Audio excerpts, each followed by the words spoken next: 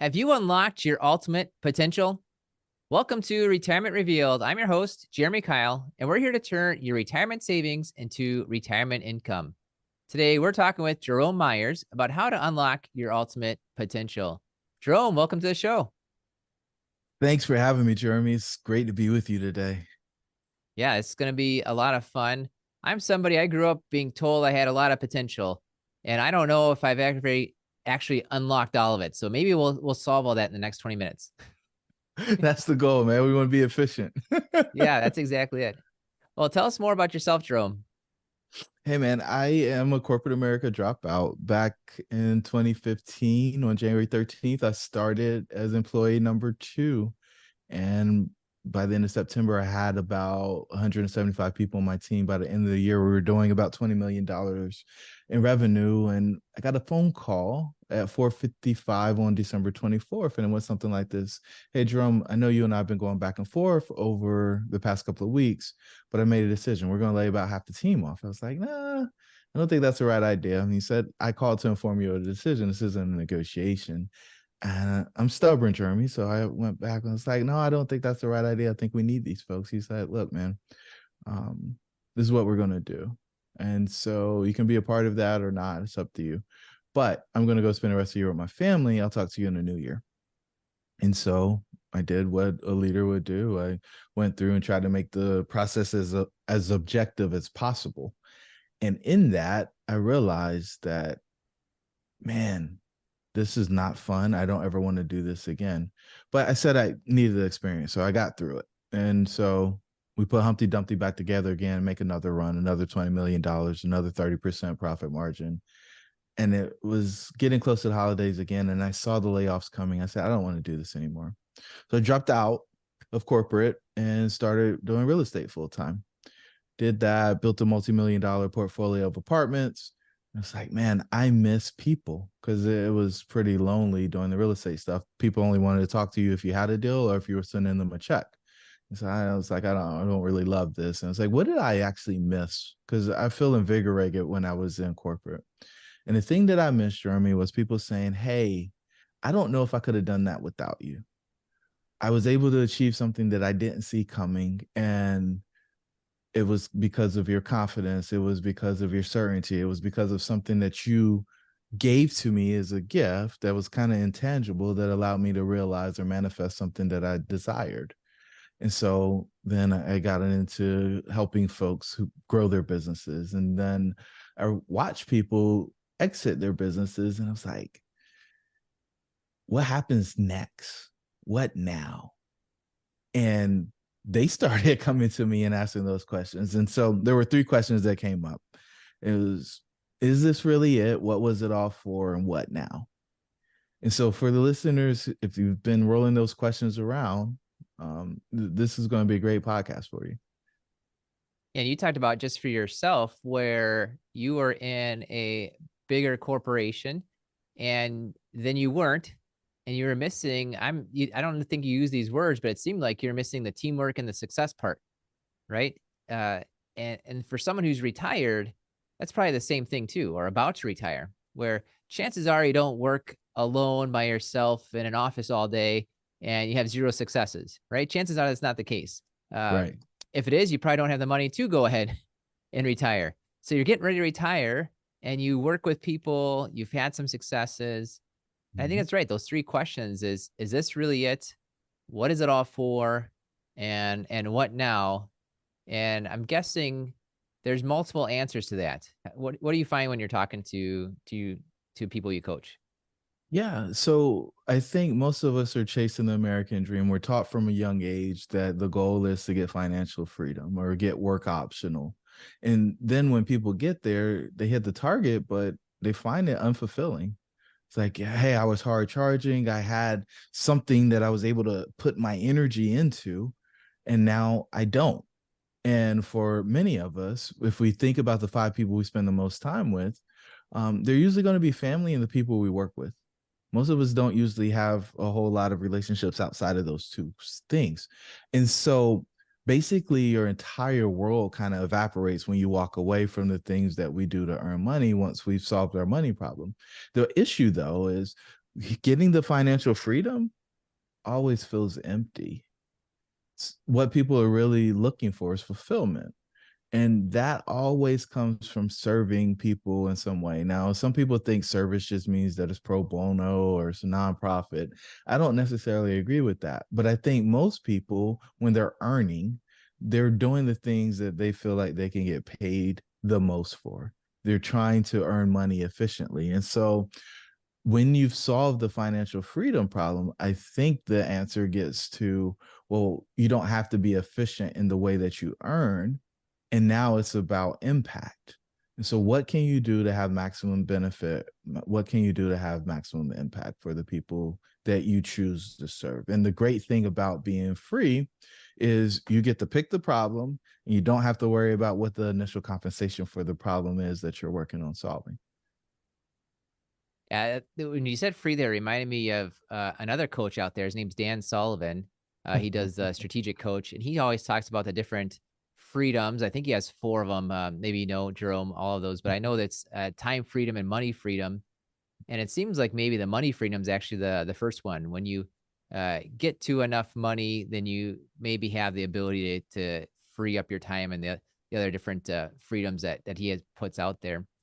Although it's interesting too, because this idea of enough money, I'm thinking of a few stories. One of them is a financial services company CEO. He was telling me that his company did a survey to kind of see what happens with people and their giving. You know, if they made more money, did they give more? As that's usually the thought. I'll give more money if I had more money, right?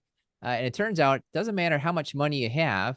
You don't give more money if you have more money.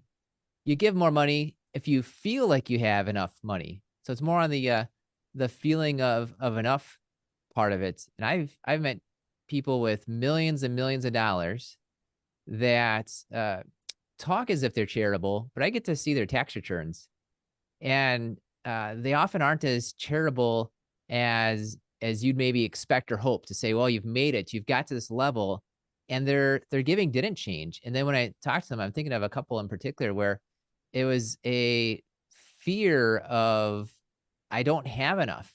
And they clearly do. If you don't feel like you have enough, then you don't feel like you have that freedom. So it's interesting where you feel like there's this dollar amount, like if I get to this certain dollar amount, then I'll be free to do what I want. And it's almost more like it's your feelings that need to change, not your dollar amount. Well, so people just move the needle, right? Think about it. When most people were kids, $100 is a whole lot of money. As adults, you don't think $100 is a lot of money. And I remember when I was like out of school and I had $1,000 in my savings account, that felt really good. And then there was a point when $10,000 didn't feel like a lot. And I mean, the number just keeps growing, right? But what I think is really interesting is people usually do things based on percentages unless they say I can't imagine spending that amount of money on a thing. And a perfect example for me is I really can't imagine why my household needs to spend $70 a week on Starbucks. Like, to me it just seems kind of ridiculous, but as a percentage of our income, it's insignificant. Like, it's not something that we should actually spend time on. And so when people are getting into this kind of freedom phase, or when they get to this freedom phase, they move from an earner to a resource allocator.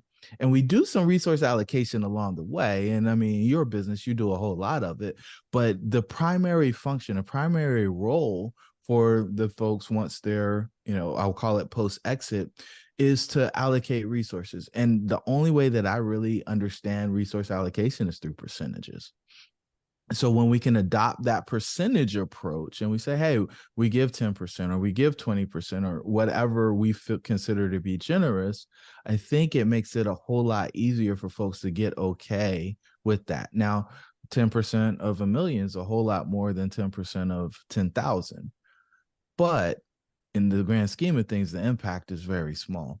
And it's really interesting because, I like cars, right? Like, one of my goals is to own a Lamborghini Aventador. And some people are like, how could you ever spend that much money on a car?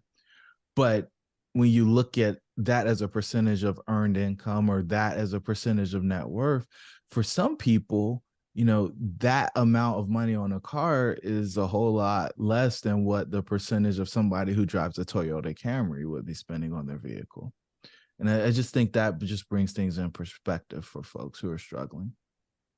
Yeah, I'm looking up the Lamborghini Aventador price, and that's a decent price that's out there. It's a decent looking car. I can imagine why you Uh, want to want to have a car I like that. think Looks it's more pretty. than decent. Yeah, that's right. Decent. I'm trying to humble brag, I guess, for anyone that owns a Aventador. Not me. I don't. But I'm not as much into cars as like there's something that's important to me. Perhaps I say, oh well, that thing I want to spend money for, and that's maybe a motivator, which is interesting. Just to finish up kind of the dollar amount versus the percentages, which is interesting. It's worth thinking through, and maybe that's a mind shift we've got to make on there because a lot of people we talk to, they saved, they sacrifices, they maybe they made 100 grand over their as their salary, but they're putting like 30 grand of it away every year.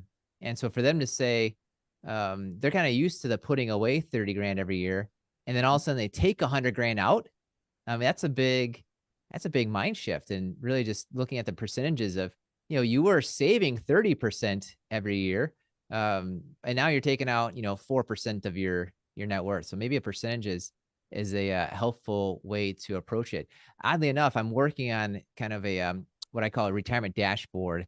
I don't have it complete yet, and I haven't put it out there, but it's an idea looking at four different percentages. And so it's funny you said that of I was trying to figure out how do we on one sheet of paper kind of show someone if they're covered for retirement or not covered for retirement. And all I was looking at was the percentages. I wasn't looking at anything dollar wise because it's almost the The dollars don't percentages matter. that matter. Can you cover 100% of your income?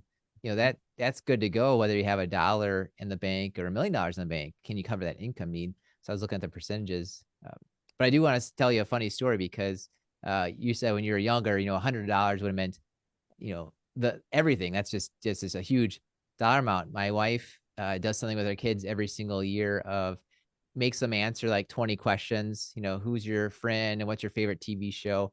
And there's a question in there that says, "What would you do with $1,000?" So my 9-year-old writes, it's her birthday this week. She writes, "I would buy a car, a house, a dog, and everything in the world." You know, so with $1,000, she wants to buy a car, house, dog, and everything in the world. So it's amazing how dollars are relative, I suppose. It is relative. It's funny, the oil change for an Aventador is like $15,000 or something, right? So just the thought of the $1,000 and how far she'd make it stretch. But maybe it's a dollhouse and maybe it's a toy car, and maybe she Mhm, can make an investment that's endowed and they can buy all the other things in the world. mhm, I I am really surprised though, because I mean, Jeremy, you live in a world where I mean, you see commas and zeros a lot, and I think sometimes we can kind of become numb to the numbers, and 10 million isn't that impressive anymore. You're a decamillionaire versus a centimillionaire. Okay, great. Like, at the end of the day, though, I think there's selective extravagance, what you talked about. He's like, hey, cars aren't my thing, but maybe it's travel, or maybe it's giving to a charity. And like, we endowed a scholarship at my alma mater, right? This is one thing that's big for me. And so every year, engineering student, we're trying to get it to two, but every year, our engineering student gets a full ride, right? The room, book, board, all the stuff. And for us, well, I went to school and I didn't graduate with no debt. So it's like, well, if we could do that for somebody else, like how big of a deal could that be? And then what doors would that open for them? And does that accelerate their ability to create and generate wealth? And we think it does. And so we think that investment will change other people. And hopefully that it's the catalyst for wealth creation in a way that most people wouldn't expect it to be, just on the surface. And so that's why we made that investment. But whatever it is, and this is the great part about it, when we're answering the question, is this really it? What was it all for? And what now? It's always for you. Like, everything that's happened on your journey has led up to this point to prepare you to do the next thing. Figuring out what the next thing is can be difficult if you're trying to figure it out by yourself, because we traditionally or typically we diminish the things that we're good at. We don't actually see the skills and the experiences as being as profound as they are. We don't actually understand how the things that we've encountered can help other people. And a lot of times it's really valuable to bring somebody in to help us, what I say, read the label on the jar. Right? If you're standing in the jar and you're trying to read the label, it's really difficult. But if somebody's reading it to you, you can often say, I never thought about it that way. Or do you really believe that that's how people see me? Or, you know, I didn't think that that was special. That's another one I hear a lot, especially when people have been taught to be humble. Yeah, I suppose, and it's that goes to one part. You were telling me earlier that when you retire or you sell your business, you have some sort of change where, in a matter, you probably gain something, but you might be focused more on the loss of something, and you're Oh, probably having this doubt in 6 different areas. The mm, self-image is kind of what you just mentioned right there, but also relationships and work that we've talked about earlier. And there's 3 others that I really want to key in on, because especially when you mentioned about that skill part, there's 3 other areas that you feel you might have doubt or loss in when you have a retirement, and it's health, prosperity, and significance. And that skills part really goes to the significance of does my life really matter, right? You were mm, yeah, producing something, yeah, and you might have this thought that, well, I'm not producing anything more, it's all done. Well, you have the same skills, and yeah, yes, that skill might have been, putting together a specific machine, but your skill really wasn't putting together that machine. Your skill was, problem solving and things along those lines. And so how do you take those exact skills and create some significance when whatever was significant before is kind of taken away? So how do you take people through something like that? yeah. So what you mentioned is the founder's exit paradox. It's like all this great stuff happened. I should have amazing feelings. I should be happy. I should be grateful. But for some reason, I feel uncomfortable. I feel uneasy. I might feel some shame. I might feel guilt. And, the doubt starts to pop up and you're questioning whether or not you even deserve to be in the place that you're in because, you didn't do anything special other than work for however long you did or solve whatever problem you solved. And so for the health, prosperity, and significance, those are levels 4, 5, and 6. The first 3 levels, self-image, relationship, and work, all of that stuff is usually tied to stress. And so if you don't manage your stress, then you usually do something to numb the pain, and it's usually detrimental to your health. When we're working in the health space, like I think it's a great opportunity once you have the time, and you should make the time, but once you have an abundance of time, that you actually work to increase the quality of your life, right? And so that for me is health. It's all encompassing. There's aches, there's pains as you get older, but there are a lot of things you can do to make sure that you age well. From a prosperity standpoint, we talked a little bit about like the holding on to, I call it money hoarding, where it's like you have more than enough to do what you need to do, but you're scared to let the money release the money, enjoy the money because you're so used to the delayed gratification concept. You don't even know how to enjoy the money because you've decided that you're just going to abstain for so long. Sometimes people ask questions like, can I even spend the money, or do I need to save it for the next generation? And I think it can become really unhealthy. The other thing that I think, and that's why you need to reach out to people like Jeremy, is because when you're managing that type of revenue or that level of assets, there are some people who have some ideas that can help you manage that stuff well. You need to get that advice. And then on the significance front, my favorite question to ask people is, if you died today, who would carry your casket? And most people don't have their 6 names. They don't know who it is. And so it's my goal to help people create a legacy where people fight over the opportunity to carry the casket, where people stand in line and say, hey, well, you carry it some and let me get in later and carry it a little bit. And it's just their reverence, it's their desire to honor you and the impact that you made on your life. And so you're going to have to do something pretty special to create an environment where that happens. And so that's why I think it's so important that we actually spend the time focused on impact once we've already solved the income problem.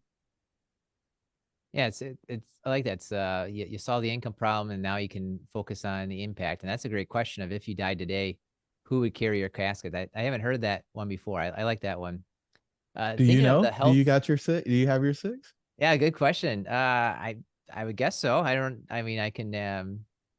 I'd have to think about it, right? I would think we get six. I think I could get six on there, right? I don't know if people will be fighting over it, right? Unless I put something in the will, right? You can put something in the will saying, "Hey, guess what you get." That's awesome.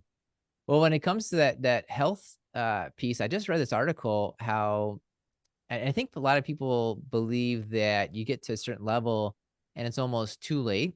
And maybe that really is the case for some people where you have ignored your health for so long. But the article I just read this past week is how uh, most of the people, 95% of Americans that have type 2 diabetes or diabetes is the type 2, where it's really diet and exercise that caused the diabetes. And they did a study where they got 60 people to actually stick to a diet and exercise program, and more than half of them reversed the type 2 diabetes.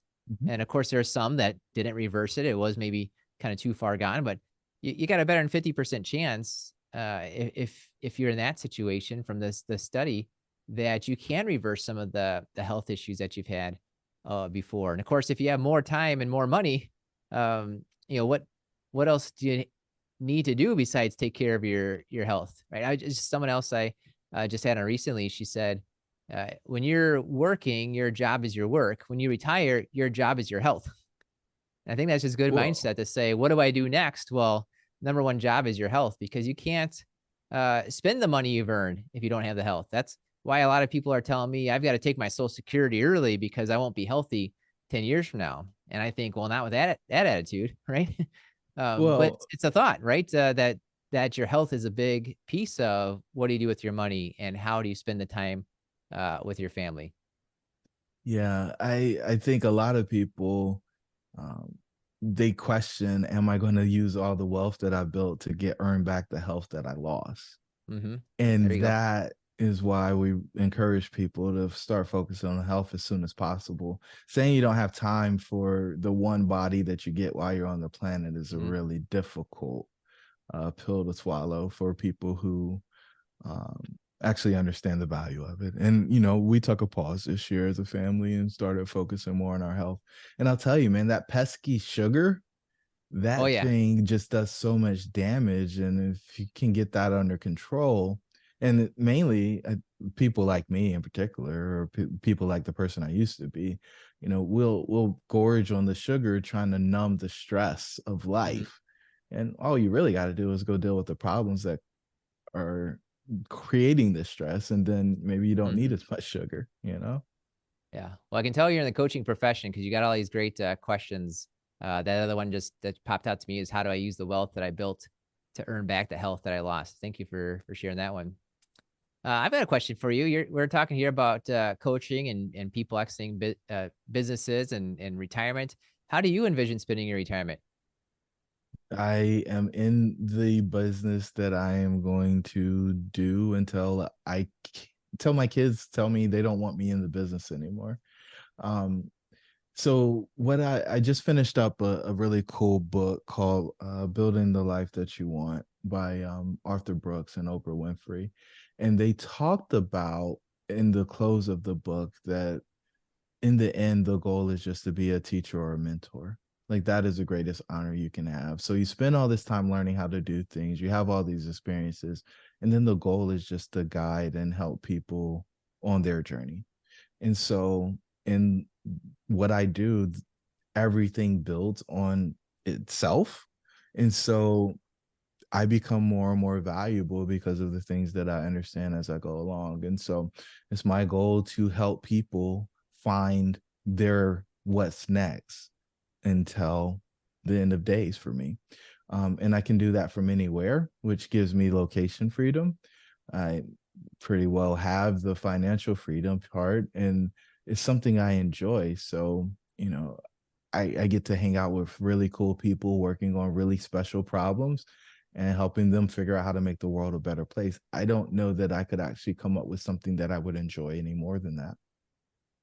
Yeah, oh, that's great, and I would be right there with you, working on my business or helping others, really work on that business by the time they get to that point. Well, what have I, not asked you that you're wishing I had? Hmm. I think the question that I want more people to be aware of is, am I the only one? So there's a lot of people who go through what we call the founder's exit paradox, like all of those feelings of undoing or detaching from the thing that they've done for so long. And in that, they start questioning, am I weird? Am I the only one? Or they'll say, yeah, I knew about one person. Like there's so many people who say, I never want to retire because everybody I know that retires dies within a year or something, like kind of crazy. And I don't think that's actually true, but maybe they think that is true. And so they have this big fear. At the end of the day, when you detach from the thing that you're doing, you're going to have some mixed emotions. You're going to have some mixed feelings, and that is completely normal.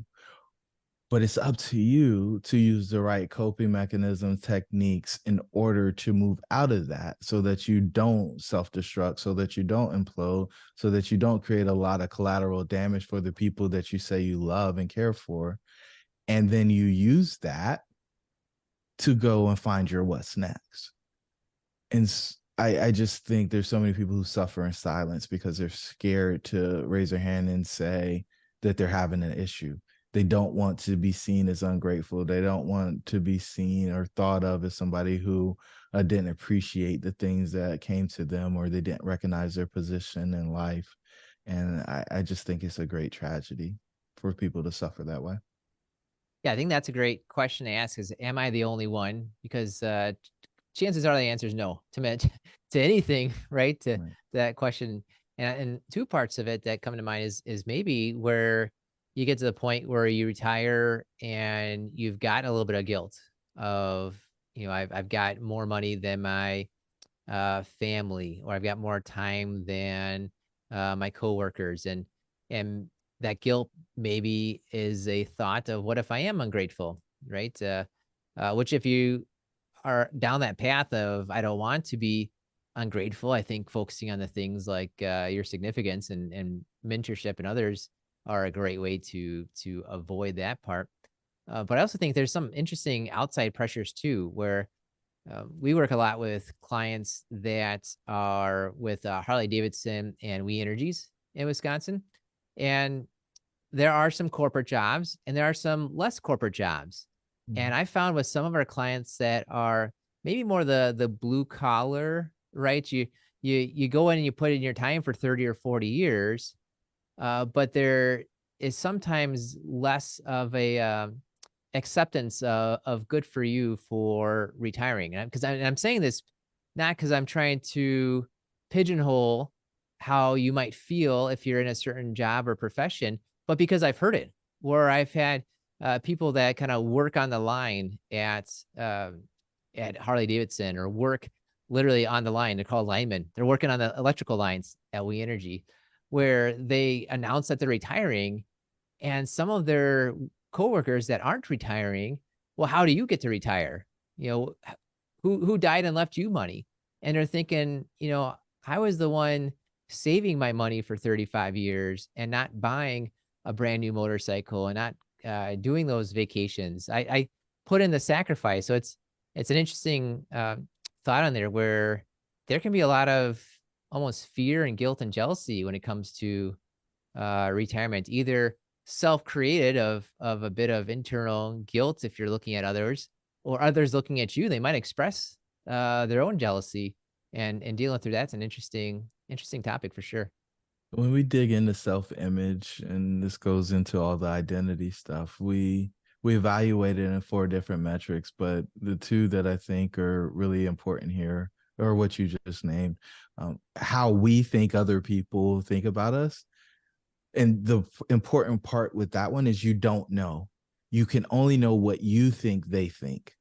You Hmm. don't know what they actually think. You might, if you have the gift of being an empath, you may feel what they feel, but you don't know what they think. And you can make up whatever story you want about what they think. The other one is how you feel about yourself. And that is usually impacted more by your ability to keep promises to yourself than anything else. Yeah, that's great stuff. Well, I've got one more question for you, Jerome. Before that, tell us what's the best way to get to reach out to you?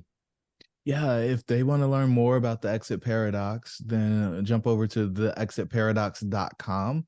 And there you can get our white paper. And that white paper breaks down the 5 mistakes that most founders make when they're exiting. And then we've got another one that's longer that actually gives people a full breakdown on the different coping techniques that you can use if you're struggling with the exit paradox. Yeah, appreciate that. And I'll put that link in the show notes, theexitparadox.com, and also a link to that book, Build the Life You Want, by Oprah and the other person. I'm gonna have to when Arthur you write a Brooks. book with Oprah, you realize you're gonna be the second person on the on the tag there. Um, so we'll put the link to that. And of course, if you want more ideas on how to avoid big retirement mistakes, go ahead right now and click that subscribe button. All right, Jerome, final question. Tell us something about yourself that few people know about. And remember, this podcast is rated clean. I think my favorite thing to do is go caving or spelunking. I love caves, both domestic and international, and we try to go do that. And if we're not doing that, then we're chasing ruins. We like ancient ruins as well. That's interesting. Now, how many ancient ruins do you find in a cave? Oh, so I don't know that I've ever found an ancient ruin in a cave. I think there's always ties. Like we were just in Belize and we went through a cave and they told the story. They were talking about it was flooded and we were doing it in tubes and they talked about how the Mayans thought that this cave was the gate to the underworld. Hmm. And so there's always really interesting stories that go with the caves. The tour guys, think they get pretty creative, kind of like those horror, what are they called? Those mystery, like haunted mystery tours. We did Right. one of Yep. those in Oh, yeah, Charlotte one for time. sure. So they get pretty creative. Awesome. That's fun. Well, if you're around the Midwest, there's a few caves that are around here. I can point you in the right direction, Jerome. Oh man, that's pretty cool. We did a cross country trip this summer, and we went to the largest one in North America in Carlsbad, New Mexico. We walked 4 miles in a Oh my cave. goodness. That's craziness. That's Yeah, awesome. it was amazing though. Oh, fun. Well, thanks for hanging out, talking with us about unlocking your ultimate potential. Although we didn't address that directly, I'd say. I think unlocking your ultimate potential is really a matter of going into kind of yourself and addressing these issues that we did really key in on about your self-image and the things you do to numb your pain. It's almost like unlocking your potential is taking away some of the It things that might is. be holding you back. It is. It's all about what you don't do. It's That's not it's true. what you do. It's all about what you don't do. It's about the restriction and it's about the discipline. And then on the backside of that, it gives you great degrees of freedom. That's how you get your financial freedom. And then that then turns into the significance piece because you have your time back. Yeah, you got it. Awesome. Well, thanks for coming on, Jerome. Thank you, Jeremy. Yeah, and thank you for listening to the Retirement Reveal podcast. We believe if you know more about your money, you will feel better about your money and you will make better money decisions.